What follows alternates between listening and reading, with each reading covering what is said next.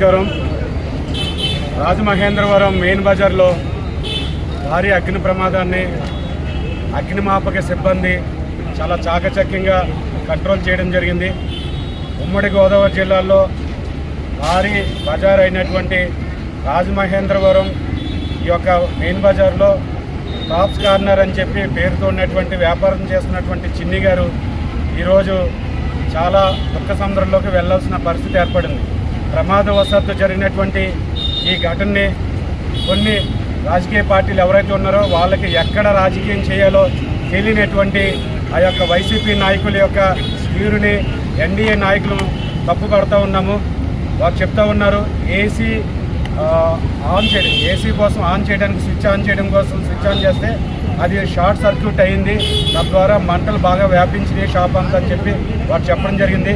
వెంటనే స్పందించి స్థానిక నాయకులు సంబంధిత అధికారుల దృష్టికి తీసుకొని వెళ్ళడం, వెంటనే స్పందించినటువంటి అగ్నిమాపక సిబ్బంది వెంటనే వచ్చి మంటలు ఆపిన సందర్భంలో పక్క షాపులకి వెళ్లకుండా మంటలను ఆపడం అనేది చాలా చక్కగా చేశారు. ఈ సందర్భంగా ఎన్డీఏ ప్రభుత్వం తరఫున అదేవిధంగా ప్రజలందరి తరఫున అగ్నిమాపక సిబ్బందిని మేము మనస్ఫూర్తిగా అభినందిస్తూ ఉన్నాము.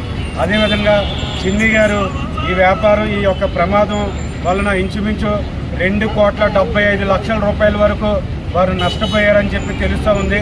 తప్పకుండా రాష్ట్ర ప్రభుత్వం తప్పకుండా వారికి సహకారం చేస్తుంది.